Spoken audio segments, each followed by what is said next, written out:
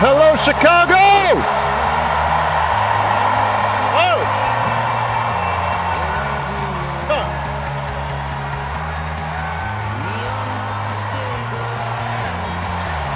Thank you.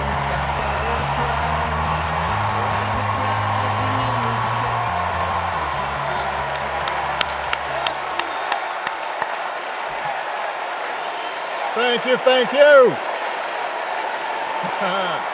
Thank you, everybody. Thank you.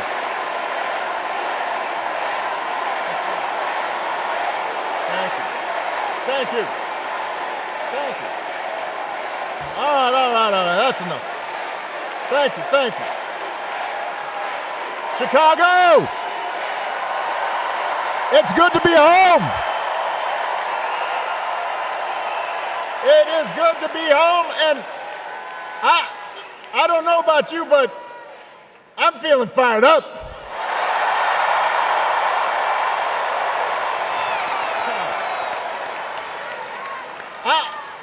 I am feeling ready to go.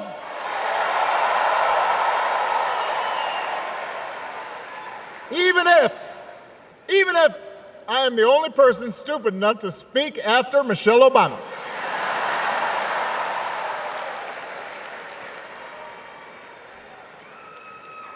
I am feeling hopeful because this convention has always been pretty good to kids with funny names who believe in a country where anything is possible. Because we have a chance to elect someone who has spent her entire life trying to give people the same chances America gave her. Someone who sees you and hears you and will get up every single day and fight for you. The next president of the United States of America, Kamala Harris.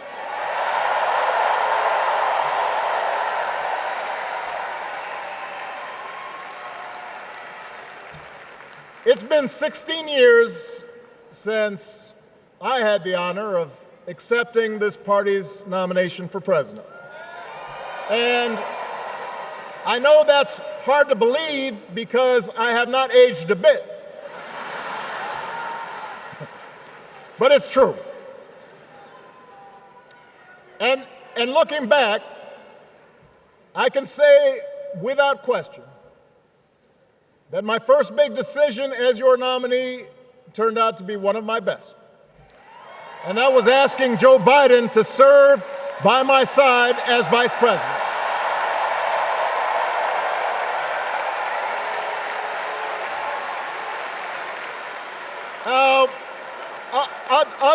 Other than some common Irish blood, Joe and I come from different backgrounds, but we became brothers. And as we worked together for 8, sometimes pretty tough years, what I came to admire most about Joe wasn't just his smarts, his experience. It was his empathy and his decency and his hard-earned resilience, his unshakable belief that everyone in this country deserves a fair shot.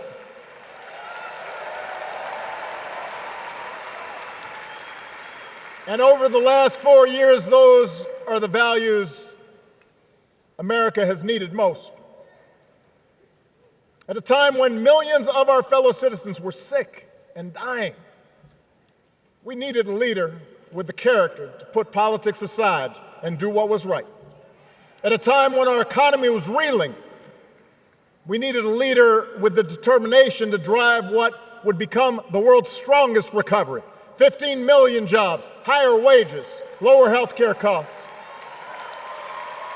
At a time when the other party had turned into a cult of personality, we needed a leader who was steady and brought people together and was selfless enough to do the rarest thing there is in politics, putting his own ambition aside for the sake of the country.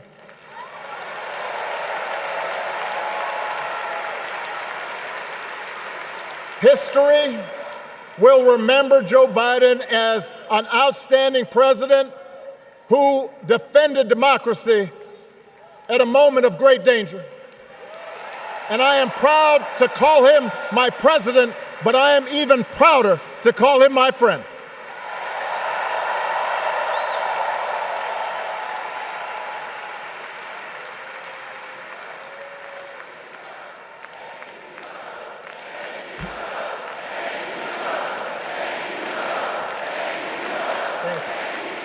Now, the torch has been passed. Now it is up to all of us to fight for the America we believe in. And make no mistake, it will be a fight.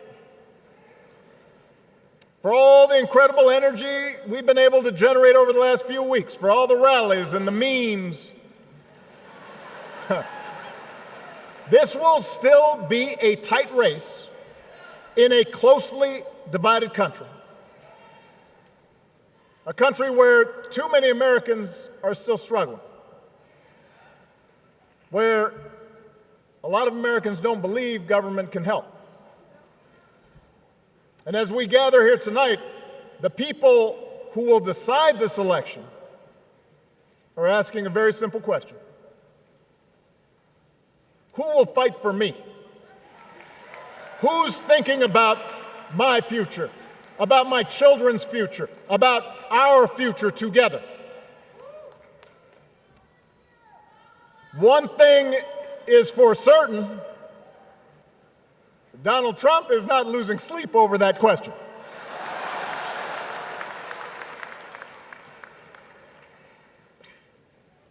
Here's a 78-year-old billionaire who has not stopped whining about his problems since he rode down his golden escalator 9 years ago. It has been a constant stream of gripes and grievances that's actually been getting worse now that he's afraid of losing to Kamala. There's the childish nicknames, the crazy conspiracy theories, this weird obsession with crowd sizes.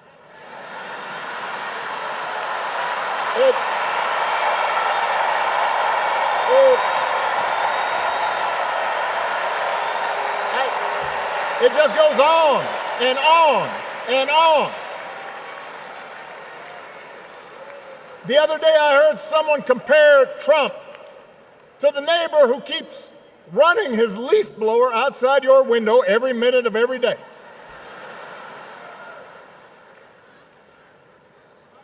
Now, from a neighbor, that's exhausting. From a president, it's just dangerous. The truth is, Donald Trump sees power as nothing more than a means to his ends. He wants the middle class to pay the price for another huge tax cut that would mostly help him and his rich friends.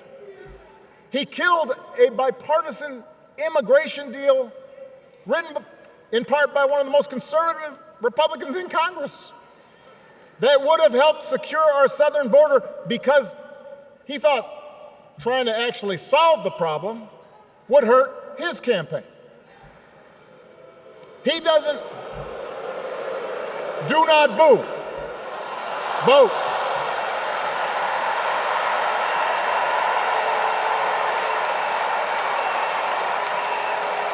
He doesn't seem to care if more women lose their reproductive freedom since it won't affect his life. And most of all, Donald Trump wants us to think that this country is hopelessly divided between us and them, between the real Americans, who of course support him, and the outsiders who don't. And he wants you to think that you'll be richer and safer if you will just give him the power to put those other people back in their place. It is one of the oldest tricks in politics. From a guy who has let's face it, gotten pretty stale. We do not need 4 more years of bluster and bumbling and chaos. We have seen that movie before, and we all know that the sequel is usually worse.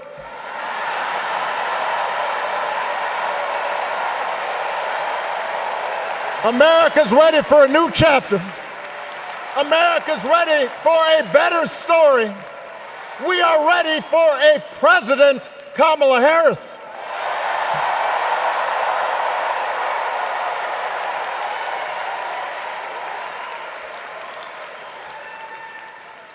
And Kamala Harris is ready for the job.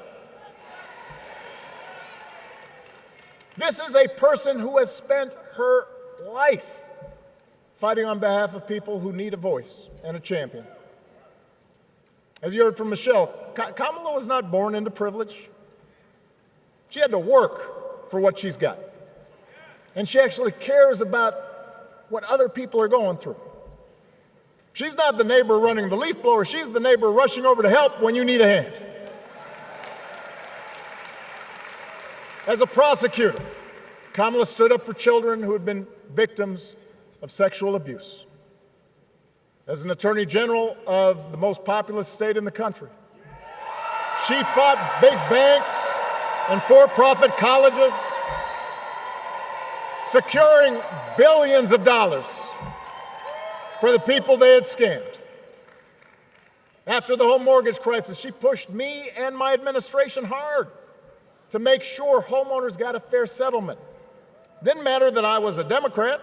Didn't matter that she had knocked on doors for my campaign in Iowa. She was going to fight to get as much relief as possible for the families who deserved it.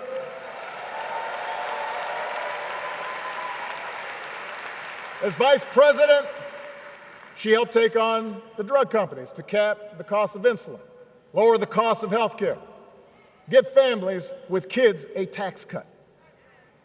And she is running for president with real plans to lower costs even more and protect Medicare and Medicaid and sign a law to guarantee every woman's right to make her own health care decisions.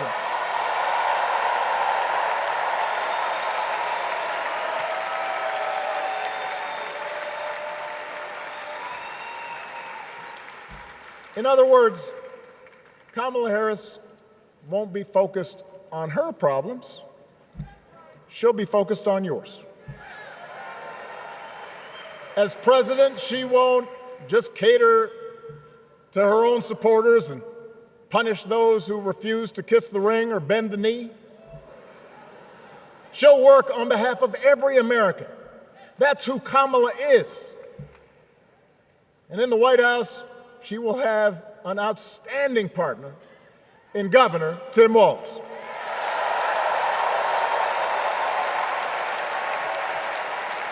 Let me tell you something. Let me tell you something. I love this guy. Tim is the kind of person who should be in politics. Born in a small town, served his country, taught kids, coached football, took care of his neighbors. He knows who he is, and he knows what's important. You can tell those flannel shirts he wears don't come from some political consultant. They come from his closet, and they have been through some stuff.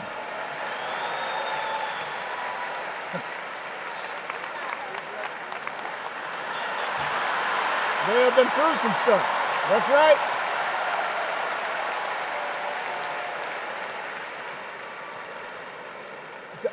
Together, Kamala and Tim have kept faith with America's central story.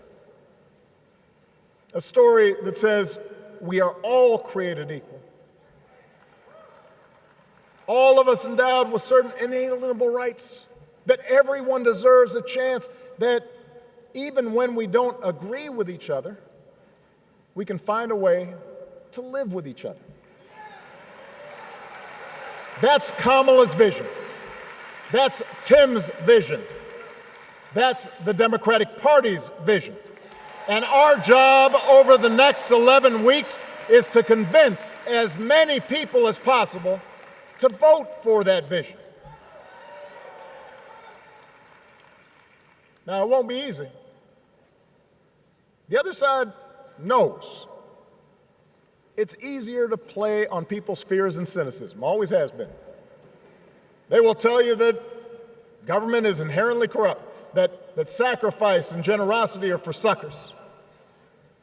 And since the game is rigged, it's okay to take what you want and just look after your own. That's the easy path. We have a different task. Our job is to convince people that democracy can actually deliver. And in doing that, we can't just point to what we've already accomplished.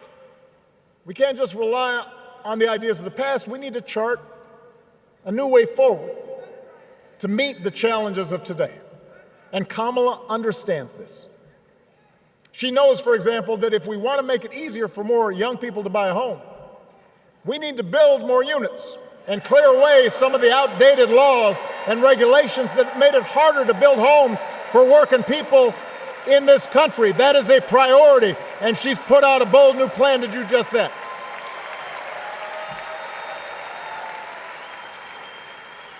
On health care, we should all be proud of the enormous progress that we've made through the Affordable Care Act, providing millions of people access to affordable coverage, protecting millions more from unscrupulous insurance practices. I noticed, by the way, that since it's become popular, they don't call it Obamacare no more.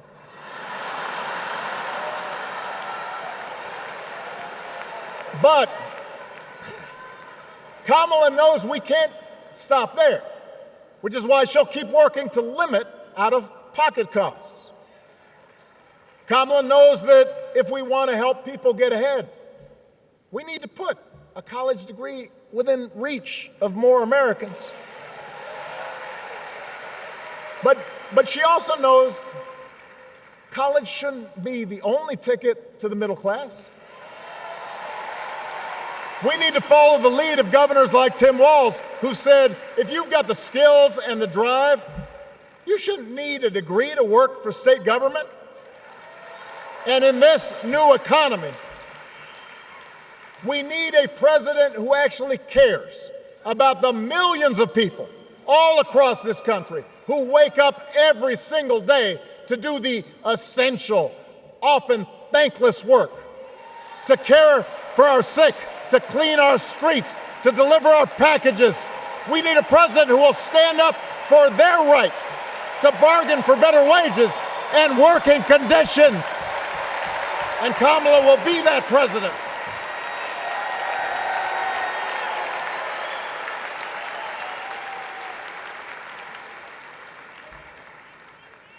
Yes, she can.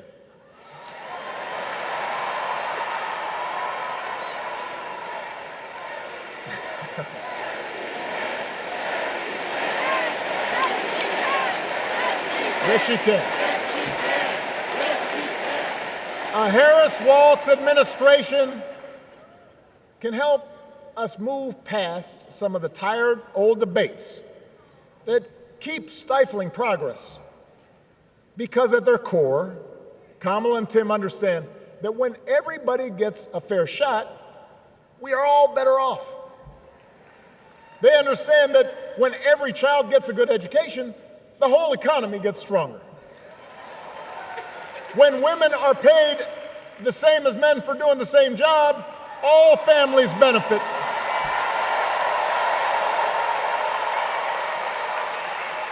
They understand that we can secure our borders without tearing kids away from their parents, just like we can keep our streets safe while also building trust between law enforcement and the communities they serve and eliminating bias. That will make it better for everybody.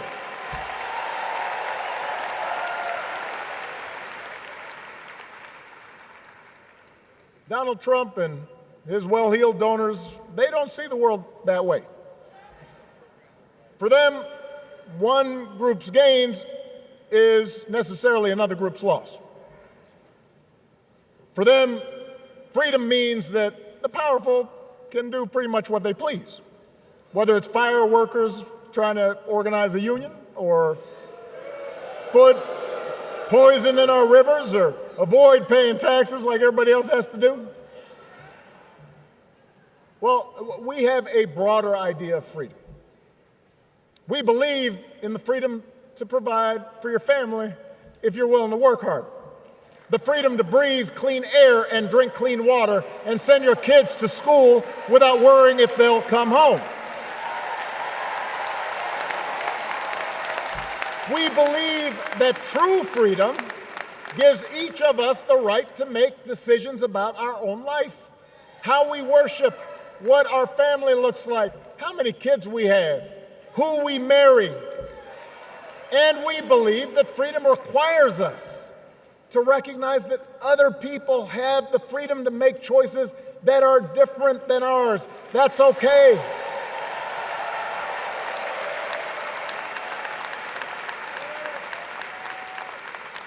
That's the America Kamala Harris and Tim Walz believe in. An America where we, the people, includes everyone. Because that's the only way this American experiment works. And despite what our politics might suggest, I think most Americans understand that. Democracy isn't just a bunch of abstract principles and dusty laws in some book somewhere. It's the values we live by. It's the way we treat each other, including those who don't look like us, or pray like us, or see the world exactly like we do.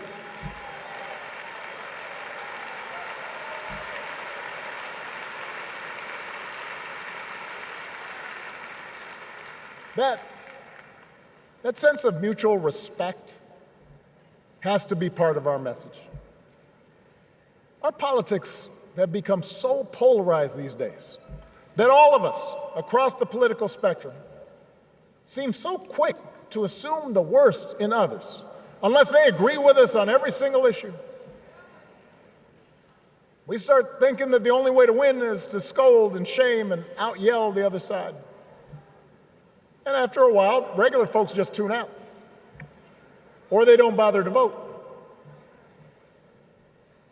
Now, that approach may work for the politicians who just want attention and thrive on division, but it won't work for us.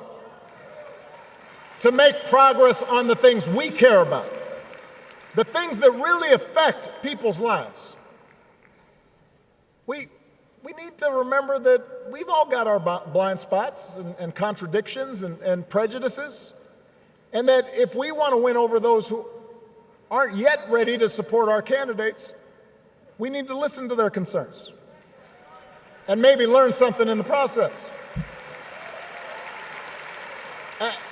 After all, if a parent or grandparent occasionally says something that makes us cringe, we don't automatically assume they're bad people. We recognize that the world is moving fast, that they need time and maybe a little encouragement to catch up. Our fellow citizens deserve the same grace we hope they'll extend to us.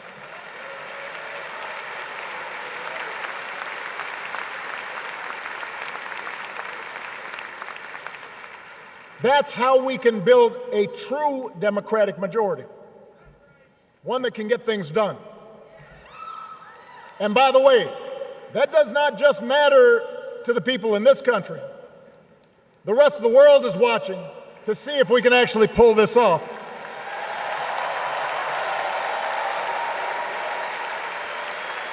No nation, no society has ever tried to build a democracy as big and as diverse as ours before. One that includes people that over decades have come from every corner of the globe. One where our allegiances and our community are defined not by race or blood, but by a common creed. And that's why when we uphold our values, the world's a little brighter. When we don't, the world's a little dimmer. And dictators and autocrats feel emboldened. And over time, we become less safe. We shouldn't be the world's policemen, and we can't eradicate every cruelty and injustice in the world. But America can be and must be a force for good, discouraging conflict, fighting disease, promoting human rights, protecting the planet from climate change, defending freedom, brokering peace. That's what Kamala Harris believes, and so do most Americans.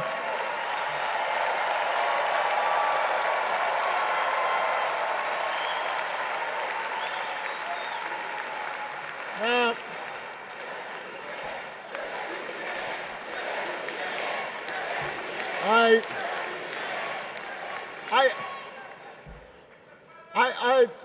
I know these ideas can feel pretty naive right now.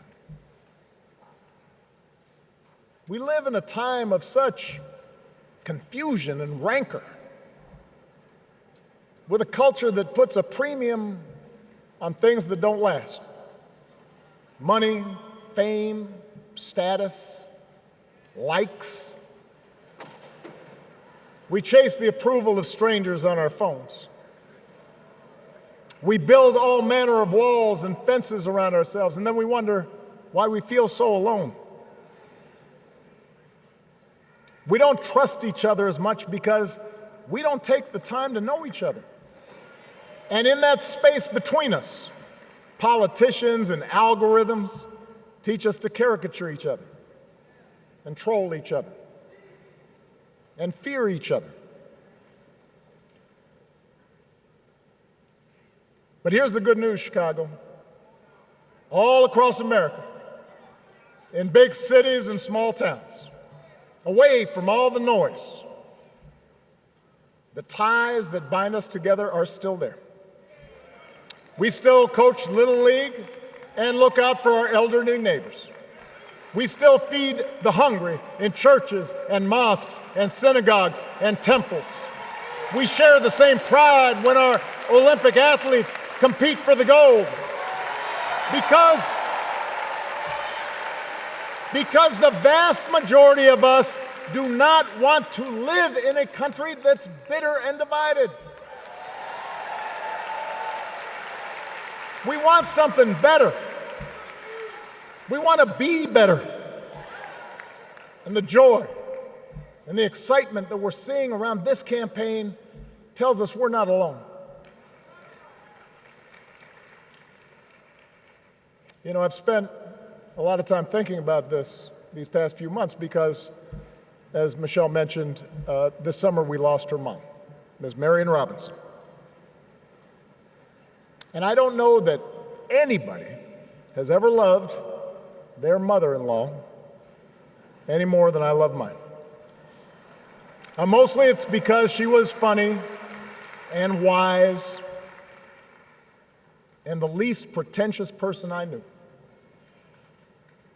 That, and she always defended me with Michelle when I messed up. I'd hide behind her.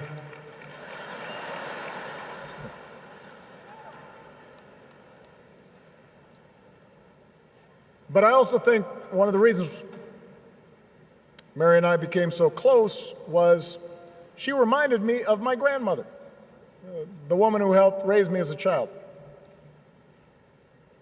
And on the surface, the two of them did not have a lot in common. One was a black woman from right here, south side of Chicago, right down the way. Went to Englewood High School. The other was a little old white lady born in a tiny town called Peru, Kansas. Now, I know there aren't that many people from Peru. And yet they shared a basic outlook on life. They were strong, smart, resourceful women, full of common sense, who, regardless of the barriers they encountered, and women growing up in the 40s and 50s and 60s, they encountered barriers. They still went about their business without fuss or complaint and provided an unshakable foundation of love for their children and their grandchildren. In that sense, they both represented an entire generation of working people who, through war and depression, discrimination and limited opportunity, helped build this country. A lot of them toiled every day at jobs that were often too small for them and didn't pay a lot. They willingly went without just to keep a roof over their families' heads, just to give their children something better. But they knew what was true. They knew what mattered. Things like honesty and integrity, kindness and hard work. They weren't impressed with braggarts or bullies.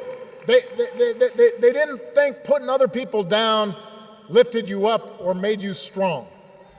They didn't spend a lot of time obsessing about what they didn't have.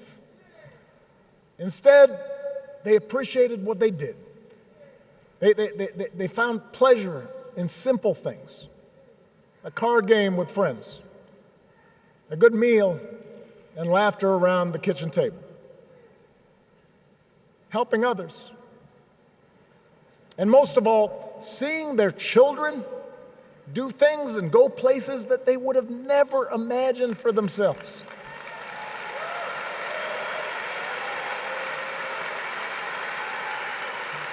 Whether you are a Democrat or a Republican or somewhere in between, we have all had people like that in our lives. People like Kamala's parents, who crossed oceans because they believed in the promise of America. People like Tim's parents, who taught him about the importance of service. Good, hard-working people who weren't famous or powerful, but who managed in countless ways to leave this country just a little bit better than they found it. As much as any policy or program, I believe that's what we yearn for. A return to an America where we work together and look out for each other. A restoration of what Lincoln called, on the eve of Civil War, our bonds of affection. An America that taps what he called the better angels of our nature. That is what this election is about. And I believe that's why, if we each do our part over the next 77 days, if we knock on doors, if we make phone calls, if we talk to our friends, if we listen to our neighbors, if we work like we've never worked before, if we hold firm to our convictions, we will elect Kamala Harris as the next President of the United States, and Tim Walz as the next Vice President of the United States. We will elect leaders up and down the ballot who will fight for the hopeful, forward-looking America we all believe in, and together we too will build a country that is more secure and more just, more equal, and more free. So let's get to work. God bless you, and God bless the United States of America.